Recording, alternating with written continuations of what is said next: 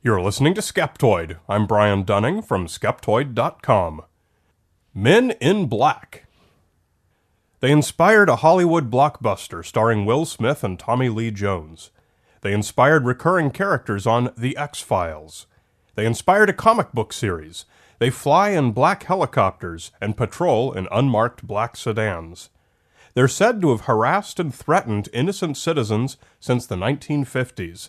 And some believe they're driving around in your neighborhood right now. If you speak out about a UFO experience, some say you can expect a terrifying visit from these strange, black-clad men who may or may not work for the government. They are the Men in Black. Strange visits from government agents have long been a part of UFO folklore. Many stories feature alleged military men poking around the locale where a UFO was spotted, or even cautioning witnesses to remain quiet. But that's only half of the Men in Black story. Those who appear at the front door of UFO witnesses late at night, and who intimidate, interrogate, and threaten them, are often described as having characteristics just a little bit outside the range of norm. Sometimes their skin is dark, sometimes unnaturally pale, sometimes their eyes are improbably colored or their bodies devoid of hair. Often their clothes and vehicles are reported as brand new and unused. Paranormal writer Robert Gorman has collected a number of such stories in his article, Menace in Black. Shearer managed a closer look at the face. There was no eyebrows or eyelashes, no signs of stubble. The caller acknowledged Shearer by name and specified that they wanted to discuss his UFO sighting, giving exact date and time. Shearer was perplexed as to how they had gotten this information, but refused to let him in. Shearer asked to see some identification, but the visitor ignored him and repeatedly asked to come in. It was almost as if this character could utter only a limited selection of set phrases. Two men in their 20s visited Richardson and questioned him briefly. They never identified themselves, and Richardson, to his own subsequent surprise, did not ask who they were. He noted that they left in a black 1953 Cadillac. The license number, when checked, had not yet been issued.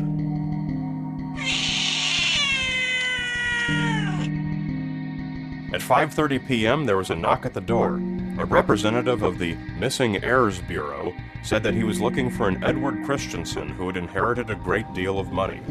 This investigator dressed in black and stood at least 6'6", with an enormous frame, with thyroid eyes, dead white skin, and pipe stem limbs. His shoes featured unusually thick rubber soles. Despite his size, the visitor spoke in a high, tinny voice that issued in an emotionless monotone, in clipped phrases like a computer. The Inquisitor's too short trousers had ridden up his skinny leg, and a thick green wire came out of his sock and disappeared under his pants. The wire seemed to be indented into his leg at one point and was covered by a large brown spot. When the visitor left the house and reached the road, he gave a hand signal, and a 1963 black Cadillac pulled alongside with its headlights out. The stranger climbed into the car and it drove off, its headlights still off. Men in Black stories, though often told and retold, appear only as stories. Although many of the witnesses seem sincere enough, no Men in Black have ever been photographed, not even by remote security cameras, and none of the mysterious license plate numbers has ever been recorded. Of course, if they are as omniscient as the reports indicate, such beings would likely have the foreknowledge to avoid having their presence be documented. This makes the Men in Black phenomenon interesting, but it also puts the whole subject into the category of special pleading. By its very nature, no evidence can exist to support it. This leaves a skeptical investigation little to go on if we want to establish its validity. But here at Skeptoid, we are not entirely without resources. By studying the secondary literature, basically books that cite original accounts, we find that the first time the phrase Men in Black was used was in a 1956 nonfiction book called They Knew Too Much About Flying Saucers by UFO writer Gray Barker. The book purports to tell the true dramatic story of a ufologist who had been threatened by government agents, telling him to stop researching and writing about UFOs. It's a startling book and tells quite a gripping tale. Barker's book became the seminal source for the Men in Black corner of UFO mythology. Since its publication, it's been referenced by virtually every UFO author since who has discussed the subject. Moreover, to give a sense of Gray Barker's influence among ufologists, he's cited more than a dozen times in the U.S. Air Force Office of Scientific Research's 1969 publication, UFOs and Related Subjects, an Annotated Bibliography. Unfortunately, Barker was, if not an outright con artist, a wholesale fabricator. His entire writing career was a patchwork of invented stories and lies. In a series of articles in Skeptical Inquirer magazine, author John Sherwood confessed his lengthy history as an aspiring writer who got his start under the tutelage of Barker.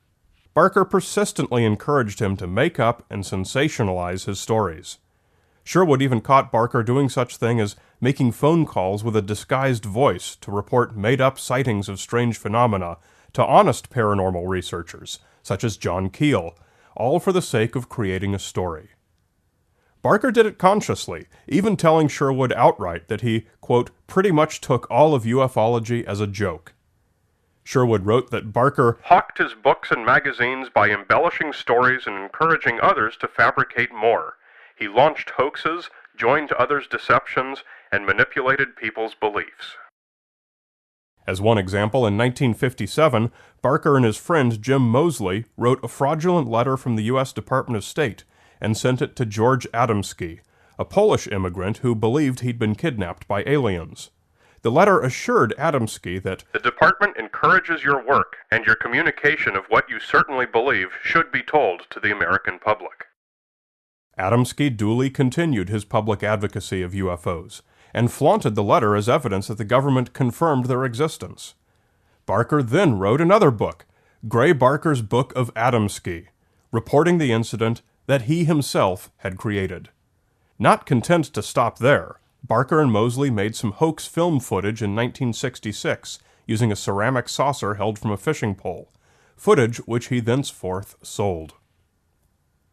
And so, we'd be within reason to regard Gray Barker's genesis of the Men in Black in They Knew Too Much About Flying Saucers with a degree of skepticism. But Barker did tend to grow his fiction from the seeds of actual reports, and the Men in Black were no different.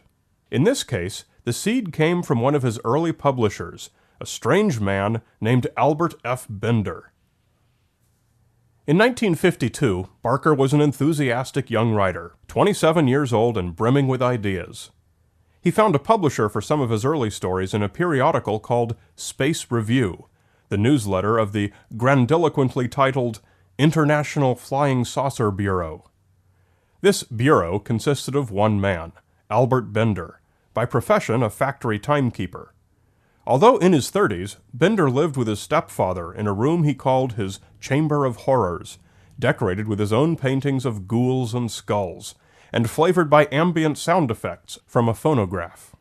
One of his chief inspirations had been the excitement of pulling dead bodies out of the water once when he'd been in the Air Force. He claimed Indian blood and a heritage of witchcraft, and relaxed by telling stories telepathically to people all around the world. And in his spare time, Bender edited Space Review. Gray Barker targeted Bender and his Space Review early on as both a publishing outlet and as a source of material. By early 1953, Bender named Barker his chief investigator and relied on him for nearly all of the content of Space Review. Later that same year, a document called the Robertson Panel Report was released by the U.S. Central Intelligence Agency, detailing their conclusions from a special panel that had reviewed Project Blue Book to determine if UFO reports posed any potential threat to national security. The conclusion was that they did not.